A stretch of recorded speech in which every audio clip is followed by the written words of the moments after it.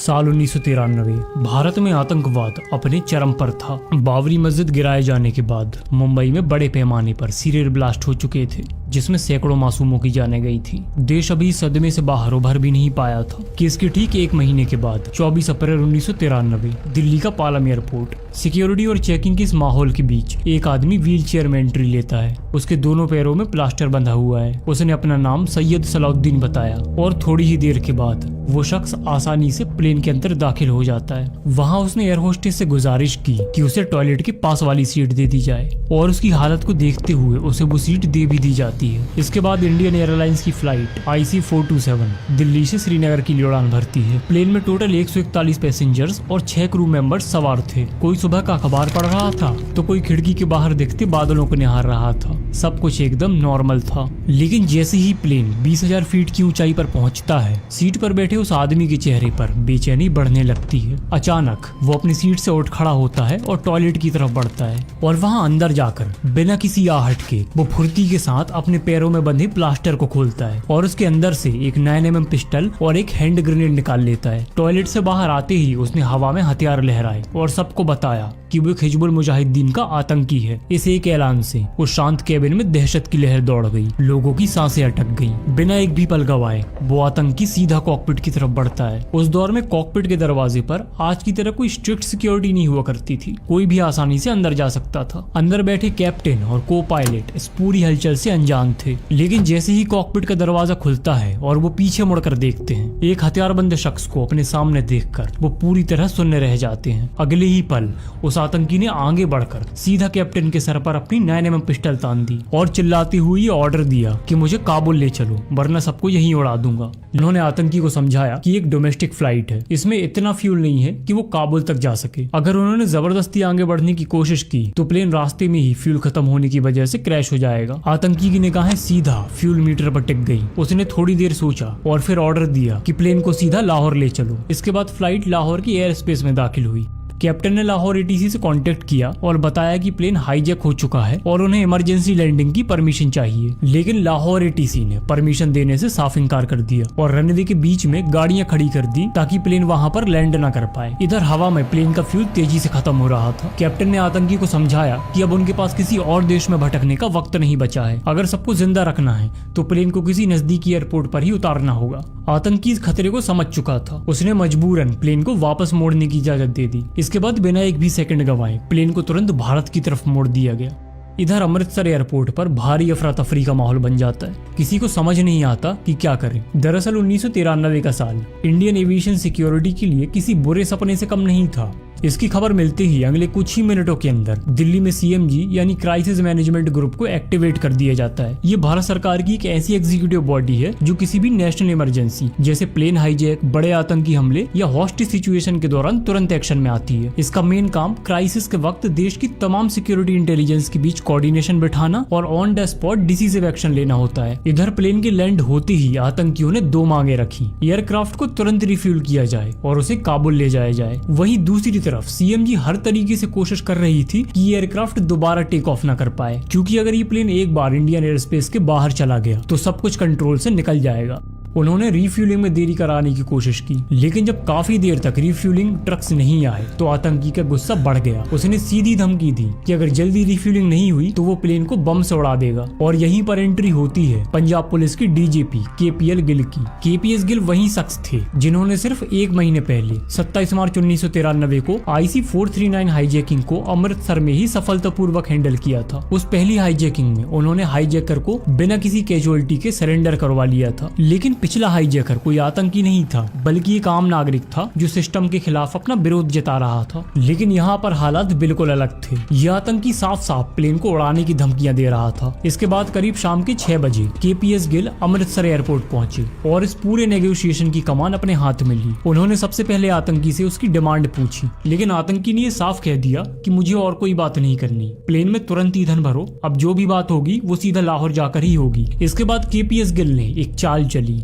उन्होंने आतंकी से कहा कि प्लेन में बच्चे और आम लोग हैं और गर्मी बहुत ज्यादा है, इसीलिए उन्हें कम से कम खाना और पानी भेजने की तो इजाजत दे दो। लेकिन उस आतंकी का जवाब बेहद खौफनाक था। उसने कहा कि कश्मीर में तो हजारों बच्चे मर रहे हैं, उसकी परवाह नहीं है तुम्हें। इधर अगर 10-15 मर भी जाएंगे तो कुछ नहीं होगा। लेकिन केपीएस गिल का असली मकसद आतंकियों की डिमांड मानना था ही नहीं, बल्कि उसे ऐसी ही बातों में उलझाकर साइकोलॉजिकल तौर पर थकाना और वक्त निकलवाना था। इधर दिल्ली से खबर मिलती ही एनएसजी के 52 स्पेशल ग्रुप के कमांडोज मानेसर बेस से पालमपुर एयरपोर्ट पहुंचते हैं। लेकिन यहाँ एक बड़ी प्रॉब्लम थी। आतंकी ने प्लेन को रनवे के बीचों बीच पार्क करवा दिया था, इसीलिए एनएसजी का विमान डायरेक्ट वहां लैंड नहीं कर सकता था। मजबूरन टीम को पहले आदमपुर एयरबेस पर उतरना पड़ा और वहां से हेलीकॉप्टर के जरिए अमृतसर लाया गया। ये देश की सबसे एलीट टेक्टिकल यूनिट है जिसे एंटी हाईजैकिंग और हॉस्टेज रेस्क्यू में महारत हासिल है, और इस पूरे मिशन को लीड कर रहे थे brigadier BD Mishra. ATS tower आते ही एसएसपी हरदीप सिंह ढिल्लों ने ब्रिगेडियर मिश्रा को ग्राउंड रियलिटी की पूरी ब्रीफिंग दी। अब इस ऑपरेशन का कंट्रोल पूरी तरह से ब्रिगेडियर मिश्रा के हाथों में आ गया। इसके बाद उन्होंने एक डिसीजन लिया। दरअसल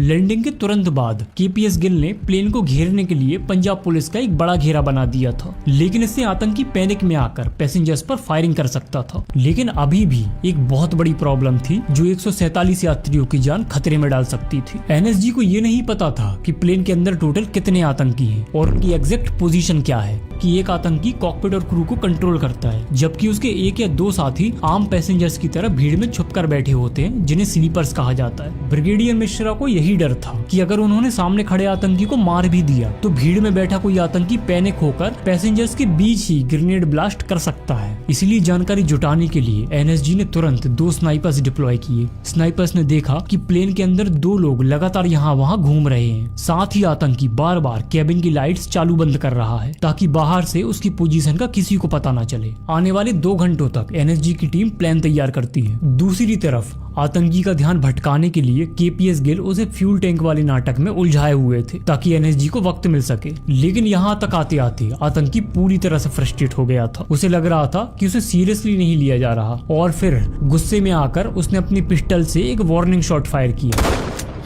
गोली एयरक्राफ्ट की बॉडी को चीरते हुए बाहर निकल गई, जिससे प्लेन की बॉडी में एक होल बन गया, जिसने अंदर बैठे यात्रियों को पूरी तरह से दहशत में डाल दिया। साथ ही उसने ये धमकी भी दी कि वो पैसेंजर्स को एक एक करके मारता जाएगा जब तक प्लेन रिफ्यूल ना हो जाए और काबुल के लिए उड़ ना जाए। केपीएस गिल समझ गए कि अब हालात हाथ से निकल रहे हैं और उसे सिर्फ बातों से नहीं बहलाया जा सकता। टेंशन को कम करने के लिए आखिरकार एक फ्यूल बाउजर प्लेन की तरफ भेजा गया। गिल ने रेडियो पर आतंकी से कहा कि फ्यूल टैंकर आ रहा है, तुम चाहो तो कॉकपिट से देख सकते हो। फ्यूल टैंकर को अपनी तरफ आता देख हाईजैकर को थोड़ी राहत मिली। यहाँ ये सब चल ही रहा था और दूसरी तरफ अंधेरे का फायदा उठाकर लगभग 60 एनएसजी कमांडोज ने प्लेन को चारों तरफ से घेर लिया। इसके बाद 14 कमांडोज की एक टीम दबे पांव आगे बढ़ती है और प्लेन के पिछले हिस्से तक पहुंच जाती है, और वहां से प्लेन के विंग के नीचे उन्होंने अपनी पोजीशन ले ली। अब उन्हें बस फाइनल ऑर्डर का इंतजार था। दिल्ली में बैठी prime minister PV Narasimha Rao इस पूरे केस को क्लोजली मॉनिटर कर रहे थे। उन्होंने NSG ground commander CP Thapa के सामने एक सीधा सवाल रखा कि आप इस बात की गारंटी दे सकते हैं कि इस ऑपरेशन के दौरान एक भी पैसेंजर की जान नहीं जाएगी। लेकिन सीबी थापा ने सीधा जवाब दिया कि ऐसे ऑपरेशंस में किसी की जान की 100% गारंटी नहीं होती। अब यहाँ से पूरा गेम एनएसजी के हाथ में था। अब उन्हें ही सब तय करना था कि अटैक कब और कैसे करना है। प्लेन के पास 14 कमांडो स्टैंड बाय पर खड़े थे और दूसरी तरफ एनएसजी के स्नाइपर्स आतंकी की पोजीशन का live update ground commander CP Thapa को दे रहे थे। तभी एक स्नाइपर ने मैसेज दिया कि आतंकी अब कॉकपिट की तरफ बढ़ रहा है। इसके बाद बिना एक भी सेकंड गवाए सीबी थापा ने गो का सिग्नल दे दिया। इसके बाद करीब 14 कमांडोज 2-2 के पेयर में 7 अलग अलग एंट्रेंस पर पहुंचे और एक साथ सातों गेटों को खोलकर प्लेन के अंदर दाखिल हो गए। अंदर घुसते ही जो दूसरा शख्स प्लेन में यहाँ वहाँ घूम रहा था वो डर के मारे तुरंत अपनी सीट पर बैठ गया। बाद में पता चला कि वो एक आम कश्मीरी था जिसे ये आतंकी डरा धमकाकर इधर उधर घुमा रहा था। इधर वो आतंकी कॉकपिट का दरवाजा खोलकर अंदर घुसने ही वाला था कि तभी पीछे से एक कमांडो ने दबे पांव आकर उसकी गर्दन दबोच ली और उसे झटके से पीछे घुमा दिया। इसके तुरंत बाद एक दूसरे कमांडो ने प्रिसाइज शॉट फायर किया जिससे वो आतंकी वहीं ढेर हो गया। ये सब इतनी तेजी के साथ हुआ कि उसे अपने हाथ में पकड़े ग्रेनेड की पिन खींचने का भी वक्त नहीं मिला। इसलिए अगले कुछ मिनटों तक पूरे प्लेन की एक एक सीट को चेक किया गया और जब पूरा प्लेन कंप्लीटली क्लियर हो गया तब इस ऑपरेशन को सक्सेसफुल डिक्लेयर किया गया। इसके बाद सभी 141 पैसेंजर्स और क्रू को बिना किसी खरोच के सेफली बाहर निकाल लिया गया। इसके बाद जब prime minister PV Narasimha Rao को ये रिपोर्ट मिली कि आतंकी को मारने में सिर्फ 3 मिनट लगे हैं तो उन्हें यकीन नहीं हुआ। उन्हें लगा कि ऑपरेशन उनकी मंजूरी के पहले ही हो गया होगा। उनके इस डाउट को दूर करने के लिए उन्हें मानेसर में मौजूद एनएसजी के हेडक्वार्टर में इनवाइट किया गया, जहां एक बोइंग 737 का एक एग्जैक्ट मॉकअप बनाया गया था। इसके बाद पीवी नरसिम्हा राव और सीबी थापा उस मॉकअप प्लेन की पैसेंजर सीट पर बैठे। तभी सीबी थापा ने उनसे कहा कि सर आप खिड़की के बाहर देखिए, अगर आपको मेरा एक भी कमांडो दिख गया तो समझिए कि ये मिशन फेल हो गया। इसके बाद थापा ने फाइनल गो ऑर्डर दिया। आदेश मिलते ही कुछ ही सेकंड के अंदर कमांडोज प्लेन में दाखिल हुए और सेकंड्स के भीतर प्रॉक्सी टारगेट को न्यूट्रलाइज कर दिया। जब पीएम राव ने अपनी आंखों से देखा कि ऑर्डर मिलने से लेकर टारगेट के गिरने तक सच में सिर्फ 12 सेकंड लगे हैं तो वो पूरी तरह से हैरान रह गए। उन्होंने एनएसजी की इस बेहतरीन स्पीड और प्रिसीजन की जमकर प्रशंसा की। लेकिन दुर्भाग्य की बात है कि ये चीज हमें 1999 के IC-814 हाईजैक में देखने को नहीं मिली। अमृतसर का वही राजासांसी एयरपोर्ट था, देश की वही एलीट एनएसजी थी